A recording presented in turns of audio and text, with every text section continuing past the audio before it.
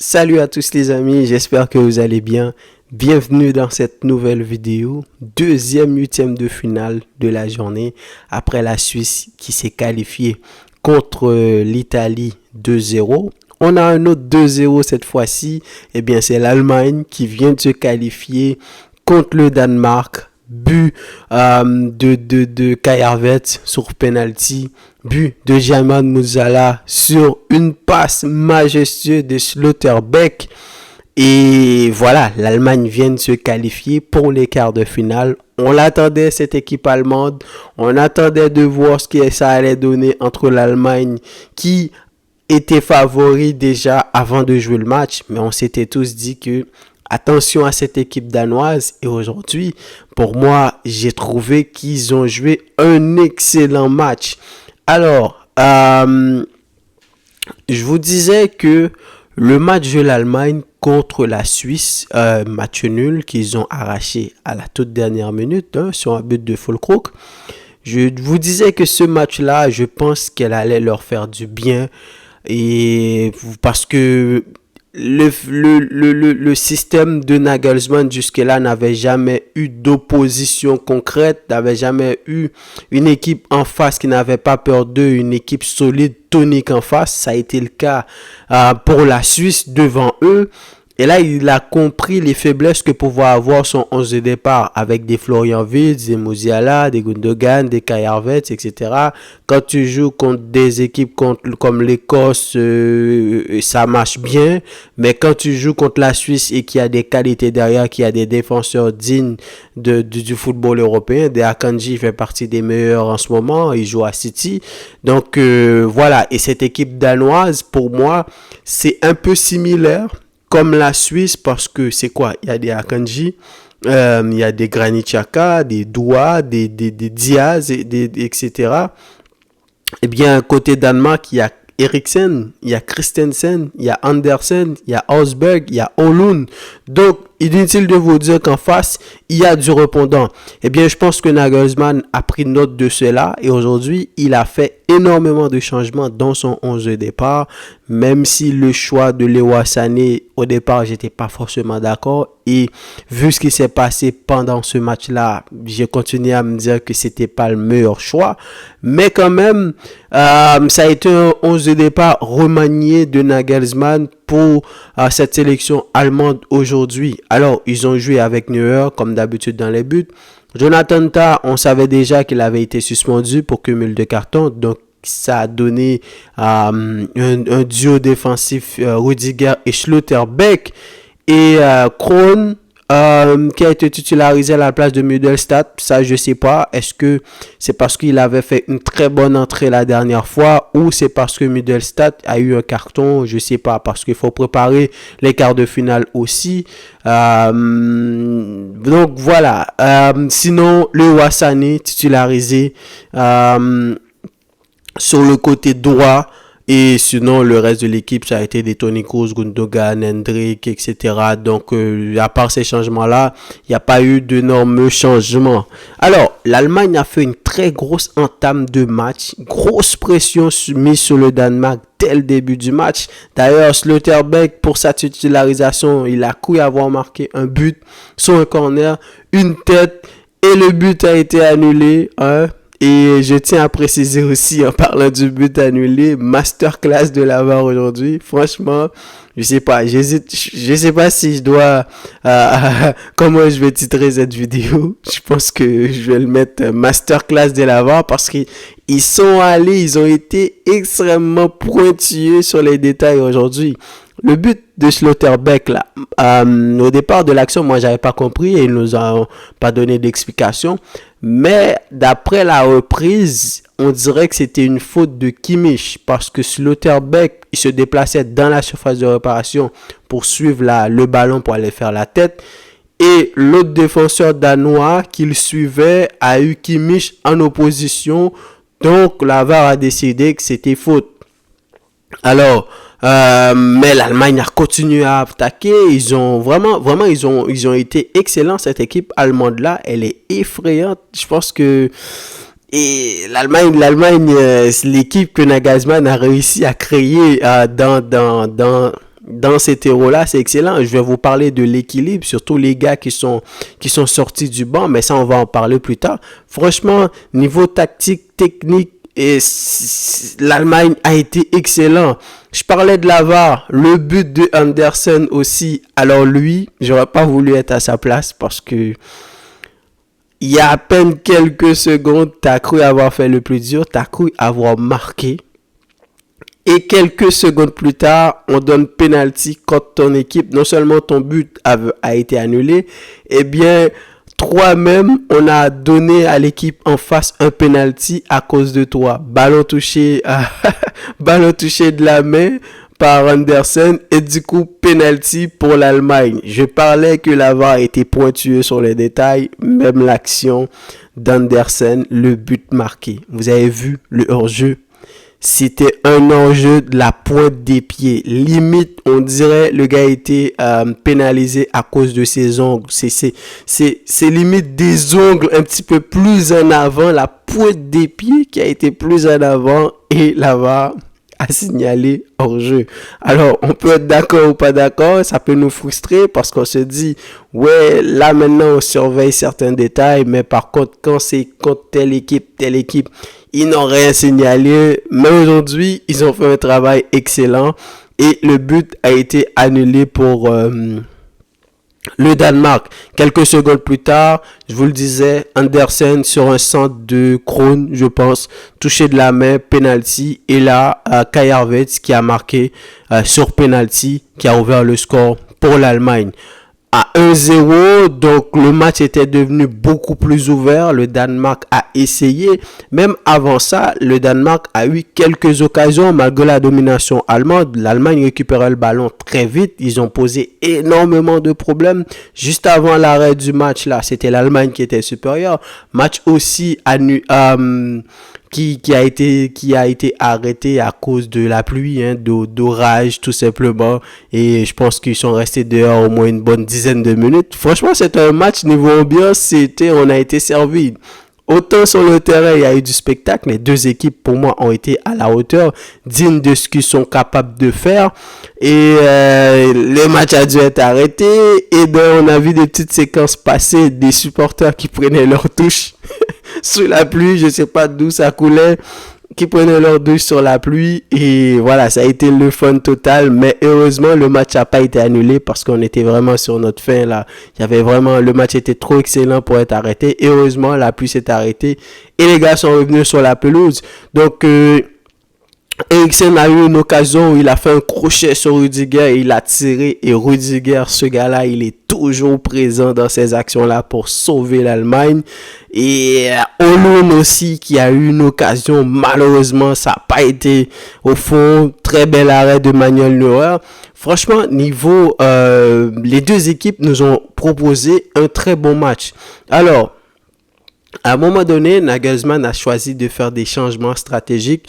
J'hésite un peu, je me demande, est-ce que c'est avant le deuxième but de Musiala ou quelques secondes ou après le changement où il a fait rentrer Emre Can. Il a fait sortir Andrich et Gundogan. Donc, il a fait rentrer Füllkrug, il a fait rentrer Emre Can. Donc, à ce moment-là, l'Allemagne est passée dans un système en 5-3-2. Emre Can qui est revenu dans la défense au milieu de Schlotterbeck et de Rudiger. Donc, du coup, tu trouves Krohn à gauche et Kimmich à droite. Et Toni Kroos qui est monté un petit peu plus haut parce que si tu enlèves Gundogan, niveau qualité, t'en as pas forcément. Donc, il a pris Kroos, il a fait monter beaucoup plus haut. Et donc, Füllkrug qui est passé en attaque. Kai Havertz qui a pris le rôle de Gundogan. Toujours avec Musiala à gauche et Leroy Sané à droite. Donc, là, à ce moment-là, on a vu que l'Allemagne, c'est vrai que balle au pied, ils sont excellents, mais sur le banc, Nagelsmann, il a de quoi faire. Il nous a montré qu'il est capable à certains moments de prendre des décisions, de faire sortir des joueurs et surtout faire sortir Gundogan. Gundogan, c'est le capitaine. On a vu qu'il a été un peu frustré de sortir. C'est normal, 8e de finale, ton équipe a besoin de toi. Mais je pense que ça a été un choix un peu judicieux parce que Gundogan, Autant techniquement, il est excellent, mais arrivé vers les 60e minutes de jeu, je pense que là, tu avais besoin des gars qui soient solides, des nouveaux joueurs, qui soient capables de répondre à l'intensité physique qu'allait te proposer le Danemark pendant tout le match. Et surtout, Gundogan, malgré toute la technique qu'il a, moi, je continue à dire un peu, je trouve son jeu un petit peu moins musclé. Hein, parce que on l'a vu avec le Barça cette saison, il y a certaines actions où dès que tu as l'impression que tu touches Gundogan, il va tomber. Ça n'enlève en rien en fait au fait que c'est un très bon joueur. Hein, je l'aime bien, balle au pied, il est excellent. Il amène beaucoup à ton équipe. Mais c'est au coach de prendre des décisions à certains moments, choisir de soit l'enlever du match ou du moins de le repositionner sur le terrain avec toute la faculté qu'il a en tant que joueur de foot. Et c'est ce qu'a fait Nagelsmann. Et franchement, je trouvais que ces changements ont été excellents. Et quelques temps après ou quelques temps avant, comme je vous ai dit, je me souviens plus si c'était avant les changements ou juste après, eh bien, sur une passe de Schlotterbeck, quel match aujourd'hui, il a été excellent. Jonathan Tah avec Rudiger en défense, ça marche. Mais Schlotterbeck sur le banc, franchement, c'est un plus. C'est un plus. C'est une action où le Danemark a mis une très grosse pression. Et tu as vu Schlotterbeck, Musiala qui a demandé la balle. Et la qualité de passe de Schlotterbeck, il a amené un plus aujourd'hui dans cette équipe-là. Quand la plupart du temps, c'est Kroos qui vient chercher les ballons, c'est Kroos, l'organisateur du jeu, c'est lui qui décide du tempo, mais avoir des défenseurs comme ça qui ont cette faculté balle au pied, ça change tout dans un match de football. Et il a fait la passe pour Musiala qui est allé marquer son but. Musiala qui était assez discret dans le match, je sais pas. Est-ce que c'est le système qu'a mis en place Nagelsmann parce qu'il a été habitué à jouer avec Florian Wirtz sur le côté, de temps en temps il dézone à gauche et à droite, et avec Leroy Sané ça n'a pas été le cas. On dirait que, est-ce que c'est Nagelsmann qui leur a demandé, mais on dirait que les deux ils sont restés statiques, ils sont restés dans leur zone. Musiala n'a pas énormément bougé et Leroy Sané non plus. Les deux ont gardé leur position et surtout en défense, l'équipe danoise était assez solide pour proposer beaucoup dans leur surface. C'était très difficile de les surprendre. C'est vrai que Musiala, les qualités techniques qu'il a, il a été de temps en temps, il pouvait faire des dribbles, mais à peine un dribble ou deux, il y a déjà deux autres gars qui viennent en couverture, ils lui ont pris le ballon. Donc heureusement pour lui, sur une passe de Schlotterbeck, il a marqué. Et à 2-0, l'Allemagne avait fait le plus dur. Là, ils ont été qualifiés.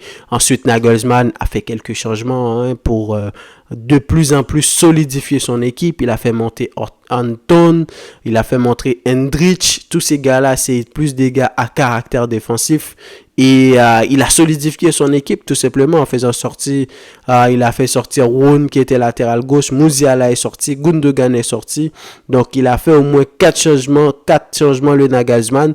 Et on peut pas dire que ces changements-là, comment dire, ont pénalisé l'équipe. C'est ça, c'est comme si il a bien analysé son équipe. À un moment, il a vu que c'est ça qu'il allait avoir besoin. Et le Danemark, à un moment donné, a commencé à monter sur l'Allemagne, essayer d'aller marquer, pourquoi pas réduire le score et égaliser.